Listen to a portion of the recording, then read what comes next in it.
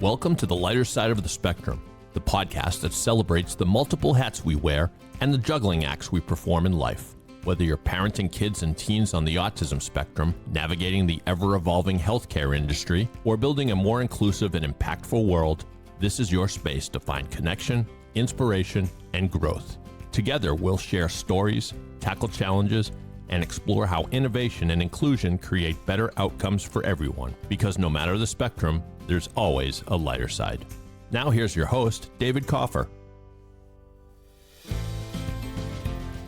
Hello again, everybody, and welcome back to the lighter side of the spectrum. Today's conversation is one I think many parents are going to feel in their bodies and in their bones, because we're not just talking about autism. We're not just talking about therapy. We're not even just talking about parenting.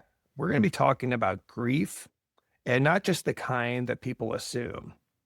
With me today is Dr. Debra Brause, a clinical psychologist based in California, my home state, and a mother of a neurodivergent teen. She is a regular writer for Psychology Today, where I came across her writing, and she explores parenting, autistic experience, therapy harms, estrangement, ableism, and what it actually means to support neurodivergent people in a world that often doesn't. And one of the frameworks that Debra has been developing and that really kind of deeply resonated with me was the idea of structural grief. Not grief about your child, kind of grief about the world, grief about systems that don't hold families, grief about ableist norms, grief about institutional failures, grief about imagined futures shaped by normative timelines that collapse, and what happens psychologically when that grief is denied or turned inward. So with all that as a background, Debra, welcome to the show. I'm so glad that you could join me. Me too. Thank you so much. Yeah. Thank you for that introduction. I just want to make sure that concept of structural grief does not belong to me. I'm just sort of really resonated with me. And it's a Dr. Michael Hogue, who is a theology professor in Chicago. And he has coined that term, and he's writing a book on it as we speak. And he's way too brilliant for me. So, but just reading. No, that's great. Thank you for the framework. Yeah, providing that context. Yeah. But I just took to it because it really resonates with my experience of raising an autistic child. So I just don't want to take credit for it, though. Yeah, no, I think that's great. And kudos to you for pointing that out. But let's talk about that. You talk about you are a parent of an autistic neurodivergent teen. Yeah. Talk about your journey a little bit and kind of what brought you here. Yeah. Well, I was, it was becoming a psychologist was my second career. So I worked in television doing development, which meant developing sitcoms into shows. And loved it, but it was just not meaningful enough, I guess, at the time. You know, you just make these sitcoms, they get canceled. It was just kind of running on a treadmill, and I decided to go back to school. And my son was born actually right as I got licensed. So okay. Yeah, finished my degree. He's born, he's stuck in the womb. I mean, it was a terrible birth. And caused trauma to him. And basically from that moment on, we knew that this path would be different. So, you know, we don't have one of those stories of like waiting for a diagnosis or not. I mean, we didn't know what it would look like, but we knew that there'd be struggles. There'd be struggles, yeah, and challenges. Yeah, that's interesting because you're right. The majority of us, and even the guests that we have on here, like you said, there's kind of like it kind of happens over time or whatever. Right. It kind of unfolds over time. Exactly. And I didn't know anything about autism. Honestly, I'd been through a doctoral program, got no training in it. It actually didn't even occur to me until I was reading a magazine story and was like, oh my God, I think this actually fits. We just didn't have a name for it at that point. So that became increasingly clear. And yeah, I just got really invested in understanding everything I could, and then found my way to different autistic communities and adults who are autistic who were just really educating the world. Thank God it's kind of a new paradigm shift now with neurodiversity movement. So, you know, my psychology practice is working with a lot of parents whose kids are neurodivergent. I have a few autistic adults as well. But I see the gamut of people. That just happens to be one area that I'm obviously drawn to. Right. I was going to say by design, I would imagine, but to a certain degree. I mean, that's Yeah, an it's area of expertise and interest, right? exactly, Yeah. yes, Where your heart is. interest and lived experience. Lots of lived experience. Yeah. So one of the absolutely. things we like to do on the show is we have our segments. We're going to mix it up a little bit today. A lot of times I hold it to the end, but we're going to, like I said, mix it up. We're going to start with autism fact or fiction, because I think this is going to help kind of tee up the rest of our episode. Get QuickTime ready, and here we go. This is Autism Fact or Fiction. We're breaking down what's real, what's rumor, and what might surprise you. Let's go. All right, so we're going to start, like I said, with autism fact or fiction. This is where we like to have kind of either a stereotype or, some type of kind of belief out there that people may or may not believe. And Debra brought her own fact or fiction to today's episode. So what do you got for us? Okay. Fact or fiction? Parents need to grieve the child they expected in order to truly accept their autistic child. What do Now, you think? yeah, I think intuitively I would say fact. I think that, because I think that's kind of the stereotype, the myth, we'll say, out there. Yeah. So what I would say, and this kind of leads to structural grief. I know that people think that, and I don't want to discredit anybody or invalidate someone's experience if they are truly grieving their child. But I think the grief belongs to the systems that we are born into and don't even see, because we're just naturalized to be a part of capitalism and ableism and all of these things. And I think when we take the grief out of the intrapsychic realm, where it's a personal loss, and place it on the world that we live in and all these things that we're navigating every day, the school systems, the healthcare systems, the government benefits, on and on, the constant battles. I think that's what we're grieving. And obviously not for everybody, and I can't speak for everyone, but I think for me, it felt like a collective experience that parents who have children with disabilities of all kinds are kind of part of this different world of, we're all part of a neurodiverse world, but it's almost like a completely altered experience of being able to see the ableism in all the structures that we've grown up in. And, it's like the soup we're swimming in, we don't even see it.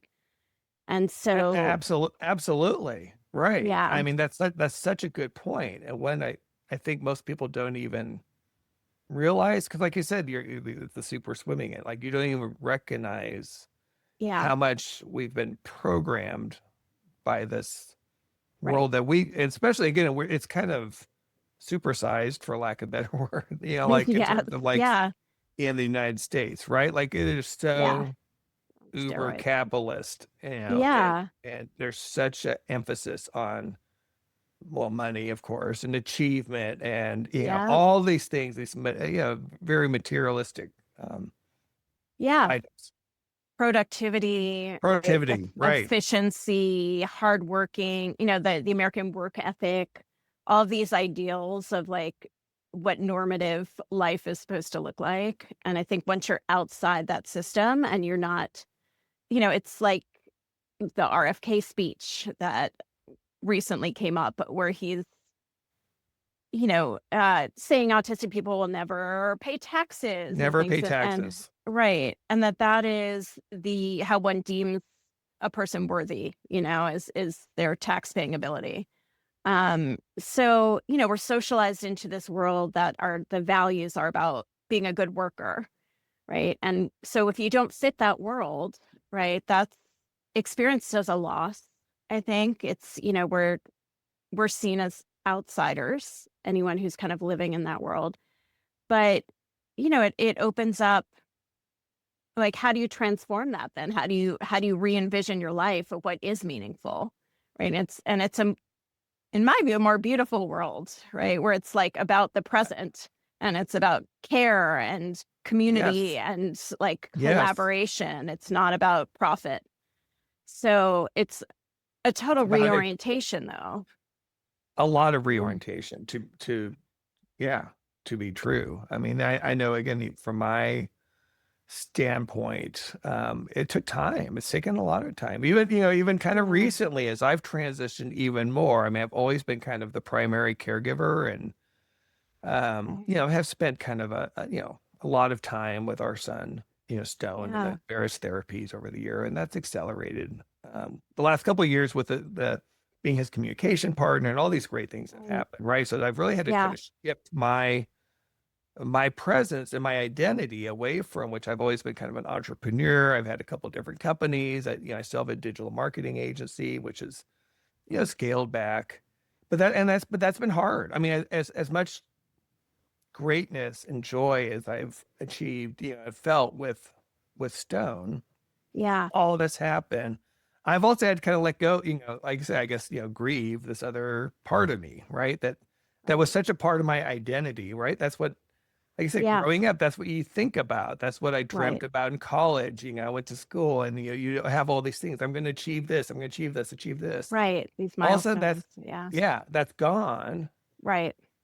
Which is okay. Like you said, there's actually so much more fulfillment now. Right. In life, but it doesn't mean it's easy. No, you have to wrap your head around a completely different way of thinking about your life and what development means, right? Development implies like linear and progress, right? But it's different. It's circular, and it's more present oriented, and it can be so much more meaningful. But it takes a while to get there, right? Because it's like we're indoctrinated into this system that we go to college and we get the job and we get married, and all these things that are just normative for us, that are socialized. They're not necessarily like mandated by anybody. No, but it's expected, right? And those who deviate from those expectations are viewed differently. Yeah. Right? I mean, there's no doubt they're viewed differently. And a lot of people don't know what to do with them, right? Or do with people who don't fit these norms. Fit that system, right? Fit the system. Yeah. And so there's loss in that, right, of being on the outside of the system. And yet, it's grieving that loss, but it's not grieving the person. It's grieving the system that has set it up this way, that one has to fit into that model. Right? Yeah. So we've kind of talked around that, but do you want to, kind of dive into that a little deeper in terms of like, structural grief, kind of what is it? Yeah. Well, I mean, Dr. Hogue's version is very complex and has to do with like world death and climate change and the way in which the systems around us are dissolving. My, I think, interpretation of that for our world is just the loss of this normative expectations, as you said, like what you thought your life was going to look like is now completely altered, right? And so, I just remember the early checklists when your kid is not meeting milestones, and it's a constant deficit model of, they're not doing this and they're not doing this. And, you just feel terrible every time you come back from an assessment because it's all about what they're not doing. And so, the system that has these certain expectations, right, where you're going to fit, particularly the school system, that you have to have good behavior and fit into these, expectations. Behavioral. Yep. Right. Yeah. Like the conformity of how one's supposed to behave and the expectations and the molding of people into some sort of expected way of being. All of these systems that we are, born into, that now we have to question and actually think about, is this like, we ended up homeschooling. I don't know what your journey was, but like this school system just didn't work. And so I didn't like the behavioral methods that were being used, and my son wasn't getting anything out of school. It was just kind of a like babysitting, basically. Yeah. So now we have a system where he's just learning what he wants to learn, right? And it's based on his interests, and it's child-led, and it's amazing for him.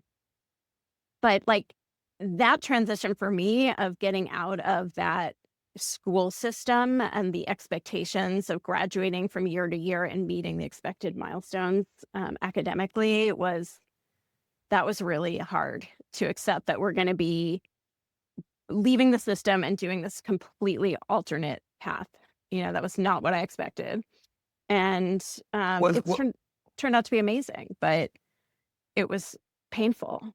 I was going to say, was there a breaking point? I mean, was it something that just kind of, you finally said, this is it? And yeah, was there a certain age, what age did you decide to go that way? I'm curious.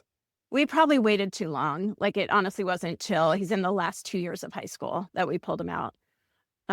So we probably could have done that much sooner.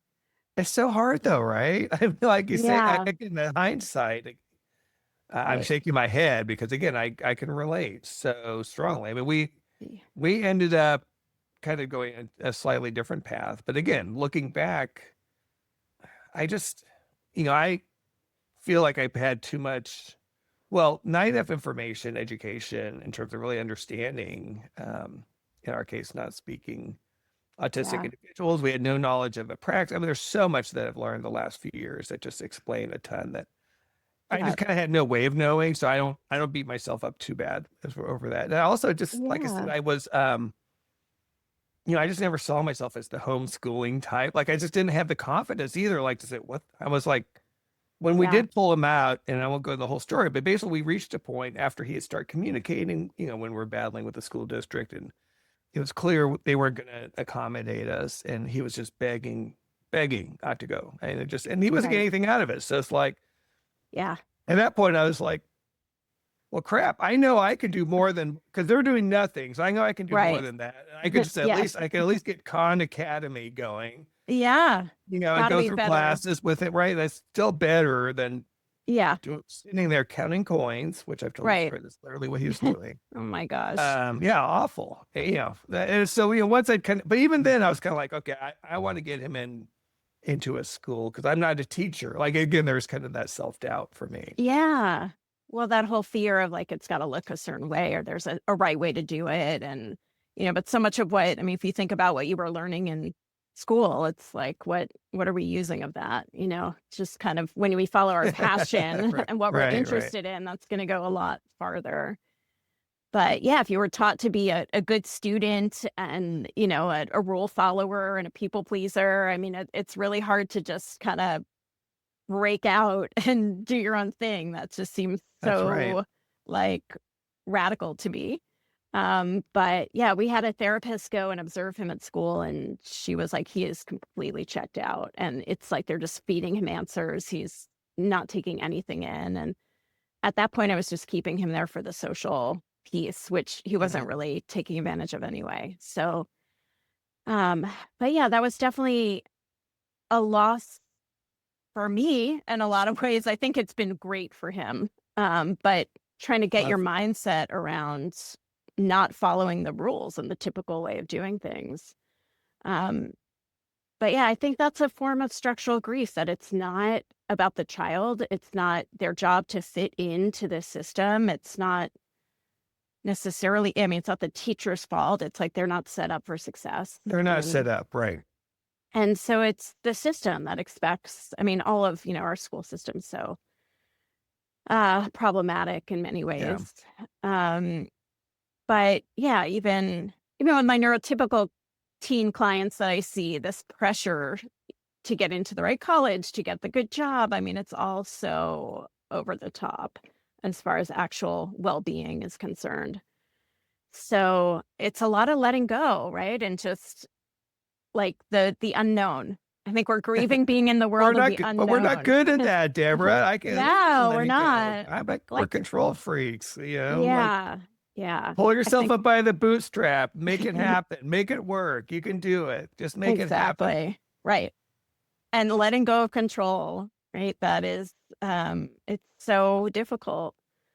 But I think the kids force you to, right? They're not, the more you try to force them into compliance and behavioral expectations, the more either high masking is going to happen or just meltdowns. They're not meant to be forced, right? It's about autonomy. And so you have to give yourself over to that. And I think that is that's what I love about the structural grief model, because it's also about this existential transformation. It's like everything we thought we knew is gone. And now we're looking at a whole different way of creating meaning. Meaning's not about productivity. It's not about some timeline that we have to meet. It's much more present. There's a lot of freedom to that. I mean, there really is, right? I mean, 'cause Yeah. you're kind of And floating. more than- right. You're just following like passion and joy and creativity. It's a very different way of being. You And use there's the word. yeah, go ahead. Oh, I was just going to say, well, you use the word autonomy, Yeah. which is, I think, also really important. I want to talk about because you and I had a chance to chat a little bit in advance of this podcast, which was great. A great conversation. And one of the Yeah. things I thought was really important was talking about kind of autonomy versus independence again, and Right. kind of expectations around both. And I was wondering if you wanted to touch on that a little bit. Yeah, absolutely. So, part of that, Western capitalist model is this goal that we're going to be independent, right? And this idea, a lot of people have this judgment around dependence, independence.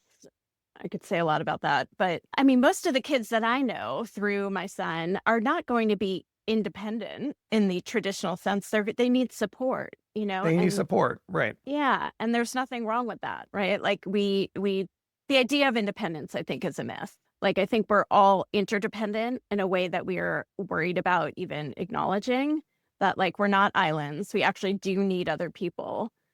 But independence is about doing things by yourself, right? Whereas autonomy is about self-direction. It's about following your own values, your own morals, your own ideas, you have agency over the decisions you make. It doesn't mean you don't have support, right? So you can be autonomous without being independent. You can also be independent without autonomy, right? You might be doing something on your own, but you are being controlled by some other force, whether it's a boss, whether it's a Right. coercive relationship. I mean, there are all kinds of ways where we might do things that are not really what we want to do, even though we're doing them independently. So the goal is not about independence. It's about how do we have people with disabilities making their own choices and leading a self-directed life. And that needing support is absolutely okay. And in fact, it's universal. And we have a long So, ways to go there, I think, as a society. I think, again, yeah, getting back to kind of systems and support, yeah, right. right? Yeah, the I think that, values that we have that like in this society that somehow it's bad to depend on others, or to need help is still this like weakness of some kind. And then we see, I think that disabled people become this sort of like scapegoat really for our own feelings of vulnerability, our own, fear of dependency. And then we judge people with right. disabilities, right? When it's like, we're all dependent, we're all vulnerable. We just have difficulty acknowledging that. Yeah, So, but there really is kind of like this pathological fear of disability. I get it. I yeah. mean, is that, do you have any data or do you have any point of reference? I mean, are we more, is it more extreme here in the US compared to other societies, Mm. do you think? Or is it just again, more of a kind of a human nature? I I can would think in guess. a more like collectivist society, it would be Right. less Right. scary, right? Yeah. I Because think you're it's, like, yeah, they're used to being interdependent. I think in our, Western society, it's very much, rugged individualism type of mentality. And, neurobiologically, it's not, there's no truth to it. Like our brains are actually wired to be interconnected with other people. Like it starts in infancy. The baby's brain grows in relationship to the caregiver. So it is not formed at birth. It is like co-created. that's so So cool. yeah, like there's no such thing as like a fully independent person, but Yeah. that is what we aspire to for some reason. But Deborah, I heard some of these, billionaires were self-made millionaires. Mhm. Are you telling me that's not Right. true? That they did do this 100% on Yeah. their own? There are exceptions, Oh they're yeah, sure. yeah, Sure. they're Of superhuman. course. Of Right. course. All right. Well, this kind of ties into, I know you have a tip of the week. So let's go ahead and let's cue up our autism tip of the week. Hey parents, gather around, it's time to speak. We're here with your tip of the week. Strategies and wisdom just for you. Autism parents, we know what you go through. All right. It's time for the tip of the week. And Deborah, I know you brought a great one for this week. So this is something, I work with a lot of parents whose kids are autistic, and a lot of what we do is look at where our own healing and our own unresolved trauma gets projected onto our kids, right? So the tip is really about doing your own work, because when you don't do your own psychological work, often your kids become the target of your own shame and anger, right? So I always tell people to look at where they get triggered during the week by their kids, like your kid's not putting on their shoes when you ask them to, or, whatever the thing is that like makes you really angry. That's usually the sign of some place where you were treated poorly or you never resolved some early wound of your own, right? That is coming up now because your kid is acting out, either something that you were never allowed to do or something that you were shamed for. Right. Let's say your kid is, one example I've used, like your kid is stimming in public, right? So they're maybe flapping their hands or doing something that is drawing attention, right? If you're not comfortable being exposed, being seen, being not perfect, a lot of people are kind of raised to look a certain way in public, to like not stand out. You might try to control your kid, or shame them, make them feel bad for just, what's a self-soothing need of theirs. And if you are not comfortable in your own skin, as far as like, it's okay to have different sensory needs and to look different and to stand out sometimes and express yourself, you're going to squash your kids' autonomy, as we were talking about, and give them a sense of something they're doing is wrong. Right? When Yeah. there's nothing wrong with it. So we have a lot of work to do on our own stuff of, whether it's vulnerability, whether it's standing out, whether it's compliance. There's so much pressure for kids to Yeah. be compliant. And Yeah. it's Oh like, yeah. is that because we had to be compliant, and we didn't feel lovable if we were, rebels or, Oh yeah. Right. Right. Yeah. Right. How much of that, like you said before, were we indoctrinated? I mean, Right. think about the school system and society and, the era we grew up. I mean, there was a huge emphasis on Yeah. compliance, right? And Yeah. Yeah. conformity and Standing in line in the exact right way and walking at the right pace and, doing everything as you were told. And I mean, I was a good soldier in that. right. And so, yeah, when you have a kid who's falling outside the lines and, isn't going to be able to comply, like, is the goal to force that, or is it to like accept that they have different needs and different ways of being?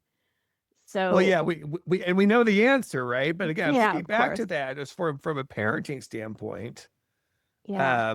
I think that the fear, and again, speaking for myself, going back many years, again, like I said, the early days when we're kind of dealing with that, right? Like that stimming, and it's Yeah. all a new world. And again, it gets back to what you had mentioned also, which is this fear that you have of stepping outside and being punished, right? Like Yeah. it wasn't harsh punishment, but there was punishment that we felt, shame, or there was some way, that we definitely felt that when we stepped outside of Yeah. expectations or conformity or whatever you want to call it, right? So I think what it Right. is then when we have our child who we love and we care for and we want to protect, Yeah. we see them with this, this behavior, what we call behavior, because Right. that's all we know. Yeah. And we're worried that they're going to get in trouble for it, like that somehow that Yeah. it's going to negatively impact them. At least again, speaking from I think it was more that than just like worried about myself, right? Like I was just Yeah. like Yeah. Worried for them. Or worried like for them. how are they going to be an adult in the society? They're going to have to learn to adapt. They have to Right. fit into the world, that kind Yeah. of fear. Yeah. And Which that I feeds into, understand. I sure. I mean, understand. it So kind of makes sense, but I think that also could, explain the drive, especially previously for like, ABA therapy and behavior right. therapy, like, right? Like there was this Yeah. thought that you could change behaviors rather Right. than Understand them. Yeah. understand Yeah. them. Yeah. And I get that fear of parents of, you know, the world is not going to meet my child where they're at. I have to train my child to be in the world. But I think it's a very delicate balance of like the world, like it doesn't work if you're trying to fit your child into the world. That's not who they are. The world is going to have to learn to broaden itself to contain a neurodiverse world, and I Yeah. know it's not fully there yet. And so there's a lot of fear around your kid sticking out or your kid not being quote unquote successful. But, you can teach skills as long as it's not the better way of doing something. It might be like, this is how neurotypical people might expect you to be in this situation. And it's your choice, really, whether you want to do that or not, if that's even an option. A lot of times, not every kid has the option of how they comport themselves. Um, but it is, we have to adapt to who they are. So I have parents in my practice who really rail against that, really have a hard time with it. Um, are Why very, is that, do you think? I mean, that's interesting, right? I guess it's just yeah. like it from a personal standpoint, I have a hard time understanding that. I think there's so much fear, right? Yeah. And like, they had to do it. They had to conform. They had to figure out how to be in the world. So their kids are going to have to figure it out, and they don't recognize yet that there's such a high cost to that. And, the thing I've seen recently in my practice, I've 3 people whose adult children have cut them off. And I think it's because, not because they were putting undue pressure. I mean, I think they didn't know what they didn't know, right? And so, but I think for these parents now who are insisting on conformity or insisting on you have to fit into this mold, there's a real risk that your child is going to be absolutely done with that when they become an adult. And, there might be unforgiving about it. So I do warn Yeah. people about Hard, that. It's hard, really been hard to blame heartbreaking. them. Yeah, because I Yeah. I wanted to ask you about that. I made a note because you have written about that. Yeah. That topic, and kind of like I was wondering if you could talk about. I mean, and you already did to a certain degree just now, but what patterns may lead to that kind of a rupture. Yeah. What are the repair pathways? What can parents do to prevent that from happening? Right. I mean, education, I think, is huge as far as like really understanding what autistic people need and how to. I think the things we've been talking about, really understanding that behavioral compliance is not the goal, that kids really, even if they're able to learn how to mask and how to fit in, like the price that is paid is huge. There's so much depression and burnout and exhaustion and resentment, understandably. And a lot of parents just didn't know, when I remember when we were young, it was like we were sold that we didn't do ABA, but I happen to know about it, but that's what we were sold, that's what you like sign up Oh for yeah, 40 hours a week, and the medical profession, it's like, if you don't know that can be harmful, um, I don't want to blame parents for doing the things. I even have no, parents who I really feel were extremely open and understanding, but um sometimes, there might be one thing that the child is resentful about, and they can just turn on that, and it takes a while to repair. I think you have to do yeah, it in their own time. Any kind of pressure, I think, that you put on the kid to repair the relationship, I think just backfires. So unfortunately can be a long process until they feel ready. But, I've seen parents reaching out and really trying to listen and understand, and the kids are taking time to trust again that they're going to be understood. And it's hard. That's really unfortunate to see. Here's what's really fascinating, though, Deborah, in terms of at least the world of kind of non-speaking autistics that, again, I found myself in and having a Yeah. chance to meet so many and read so many stories and talk to parents. To a T, again, this just will never not blow me away. They are the most forgiving, Mm, most understanding population. Because every parent feels guilt, right? All of yeah. us, right? We all go back and like, oh, if I only knew, Yeah. right? If I knew the competency was there, if I knew that you had this capability, all the stuff, right? I mean, it's Yeah. impossible to ignore. Yeah. Every communicator, cognitive communicator, as I like to call them, typer. Yeah. Anyway, they all say the same thing, which is amazing. They're all like, They don't blame understand. yourself. They Right. understand. Oh, that's And they beautiful. all, and they see the effort. Because again, every case, like again, a lot of guests I've had, we kind of joke. I mean, you just tick the boxes. Yeah, did this, right? There's like a dozen, if not 24 things that you've tried, and the kids know Yeah. that what you're trying to do. They just know everything we're doing. All these attempts are to help them. They understand Yeah. that. They appreciate that. There's so much Yeah. beauty in that. There's such a deep appreciation there. It's so good to hear. Yeah. Because, Yeah. I've seen a few individuals where it's been difficult to forgive. And, I'm hoping that comes because the intention on the parents' part, at least, is really good faith of wanting to understand and do their best. Yeah.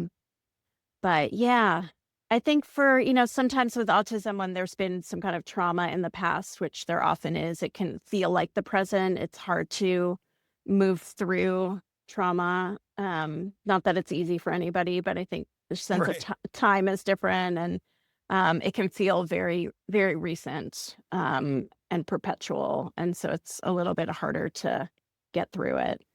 Um, I but want to yeah, circle back a little bit because I've been thinking about this because your tip of the week is so good and I think it's so relevant, but it also I think can be so challenging in terms of like how can parents do that work when so many are already overwhelmed, consumed by the job of parenting in the first place and parenting and yeah, just obviously kind of the ideal would be find a good therapist, find something you can work with. A lot of right. people don't have that option or have that time. They don't even Yeah, have, they can't even take the time to do the research to find someone. right. Are there other tips or other shortcuts again just to help people cope? If you Yeah. can't get the full meal, can they at least Mhm. get the fries? I don't know. I'm mixing metaphors into really bizarre. Yeah. I mean, I love the whole mindful self-compassion world. I don't know if you're familiar with that, but it's kind of No.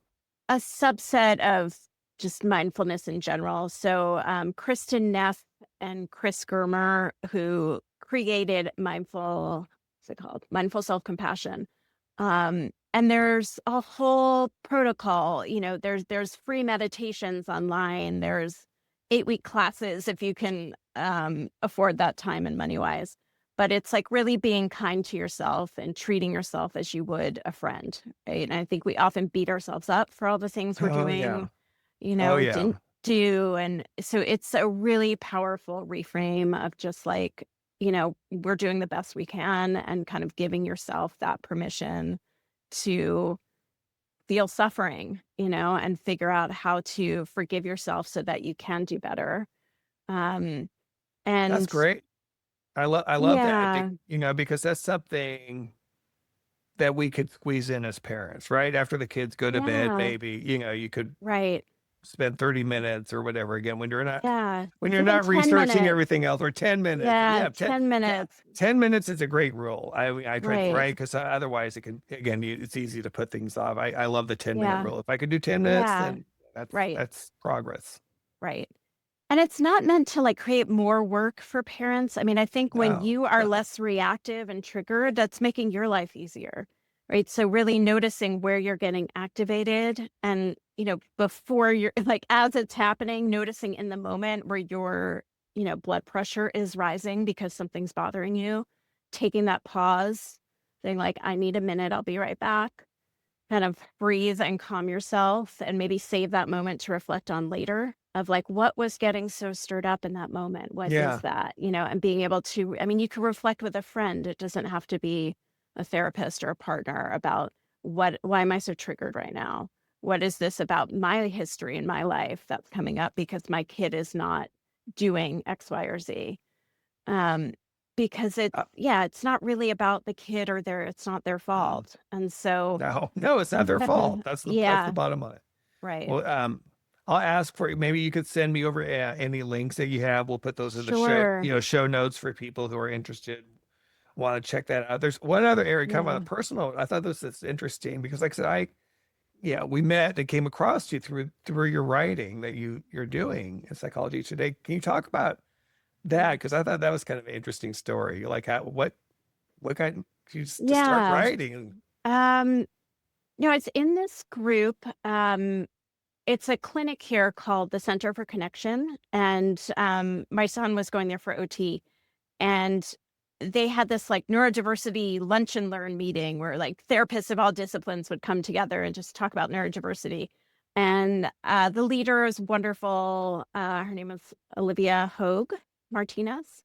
Um, I think I'm pronouncing it right. And so she was saying just what's one thing you can do today to kind of try to make the world better, I think, was for neurodivergent people or just for this whole world. And I just thought like I want to write about I just had an experience of going to this Renaissance fair with my kid where somebody had a reaction to him stimming and was saying something to me like, oh, like, I don't know how you do it, or like, oh, good Mhm. for you, or something like really patronizing. And Right, like he right. was so full of joy in that moment. Like the Renaissance Fair is his like, That's his it's thing. the Yeah. greatest place on earth. Oh, And that's it great. just really like burst my bubble a little bit of someone just looking at him and saying something condescending to me about, how I put up with this or something. And so I wrote a blog about that for Psychology Today, and that was kind of where it started. And it was about like, it's just stimming, like try to psychoeducate a little bit about this is not something to be alarmed by or worried about. This is something positive for most autistic people. So it kind of started there. And then I don't particularly like my writing, but it's a way that I could do some advocacy How work. do you mean you don't like it? You're a I, great I, writer. I love it. well, You have great articles. you're very kind. Thank you. I cringe when I read some of them, but it was more about how do I like bring the message forward of parents really doing their own work in order to embrace who their children are and not try to fit into this kind of behavioral world of changing their children. Yeah. Well, So. we have one more segment, Deborah, that we have to get in Okay. before the end of the episode. So let's go ahead and we're going to do our parent confession.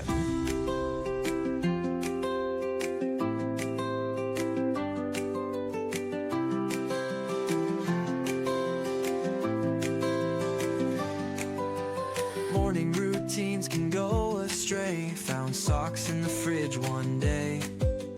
All right, it's our time of the week where we get to look back at something we admit that we did that could make us cringe or shake our heads in disbelief.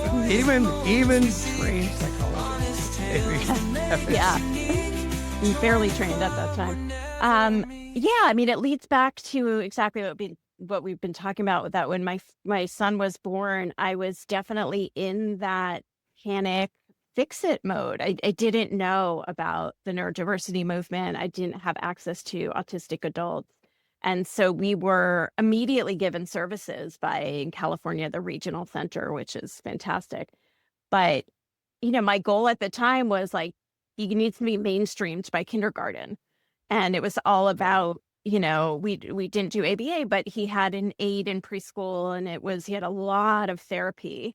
And my mindset was definitely like, we're gonna, fix him. We're gonna make him, more neurotypical. And I'm embarrassed by that because is not at all how I see it now. And I shudder to think about any damage that was done there. But definitely, I think that's why I'm so aware of that, is how most parents come into this world when they're given a diagnosis and told, like, okay, here's, 5 ABA agencies, you need to find someone and do your 40 hours a week. Like, I mean, that was sort of the prescriptive model. And there's a whole other way out there, and there's other types of therapy and other ways of just honoring who they are and just confessing that, like, I get it. We all start there, and it's that's the medical model and the system that we're in, and where the structural grief is, and that we have to educate ourselves better and find out how to validate who they are, because it's not Yeah, no, that's something to great. fix. It's Yeah. not something to fix. It's not a tragedy, that that we were, was kind of in the, just, what we kind of felt at the time, some of us, Yeah. was kind of good societal expectations.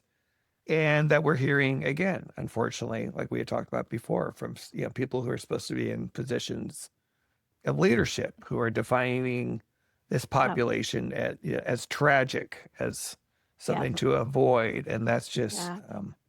The I think it's epidemic. an epidemic, right? Mm-hmm.